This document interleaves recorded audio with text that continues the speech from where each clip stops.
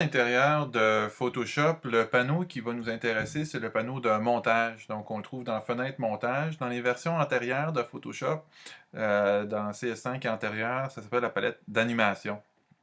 Donc, la palette montage va nous permettre de faire le montage vidéo. Comment est-ce que ça marche? Soit on commence avec un nouveau document, puis on importe les vidéos, ou alors tout simplement dans Photoshop, on fait Fichier, Ouvrir, et on va chercher là, ce qu'on a exporté tantôt. Donc, le petit MOV que nous avons exporté de Flash. Alors, comme on le voit dans le document Photoshop, ça, ce que ça a fait, c'est que ça a créé un nouveau groupe vidéo à l'intérieur de la fenêtre de montage. OK? Donc, pour faire un montage vidéo, tout simplement, ce que je vais faire, c'est que je vais ajouter un nouveau groupe vidéo par-dessus. Dans les versions antérieures, on n'a pas besoin de faire ça. On a juste à importer le vidéo, puis automatiquement, il se crée sur sur une nouvelle track. Et dans ce nouveau groupe vidéo sélectionné-là, on s'en va dans Calque, Calque vidéo, nouveau calque vidéo d'après un fichier. Ça, c'est CS6. CS5, c'est tout simplement fichier importé, puis on va chercher le vidéo. Donc là, ce que je vais aller faire, c'est que je vais aller chercher mon vidéo. Donc ici, voilà, par exemple, mon vidéo générique qui est ici. Et là, il se retrouve à être par-dessus mon vidéo. Pour travailler sur l'empilement, ça se travaille comme des calques.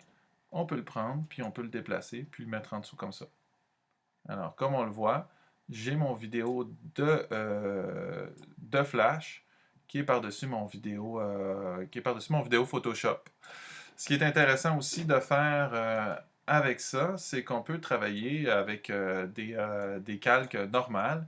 Alors, par exemple, je pourrais avoir un calque entre les deux et travailler avec les outils de Photoshop, là, comme je suis habitué de le faire, les pinceaux, etc., etc., peu importe lesquels, créer des textures, jouer avec de l'opacité.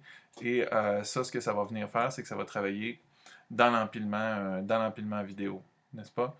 Lorsque j'ai fini avec mon montage vidéo à l'intérieur de Photoshop, donc tout ce que je vais faire, c'est que je vais cliquer sur Exporter ici. OK. Sinon, dans les versions antérieures, on passe par Fichier, Exporter, et on peut aller exporter le rendu vidéo. Il est à noter que dans CS6, contrairement à CS5, puis contrairement à ce que je disais dans l'autre tutoriel, dans CS6, on peut avoir une piste audio. Donc, ici, je choisis d'exporter mon vidéo en MOV et je choisis le format QuickTime. Je choisirai la taille du document, donc similaire à la taille de mon fichier Flash. C'est un petit peu plus petit que ce que j'avais tantôt, mais vous, ça va rester, enfin, dépendamment de votre projet, 1280 par 720p si on est en 720p. On fait rendu, et là, à ce moment-là, Photoshop va nous réexporter un MOV qui sera un MOV compilé de tout ça. Et on va sauvegarder notre fichier Photoshop séparément, bien important, parce que toutes les calques vidéo vont être empilés à côté. Voilà.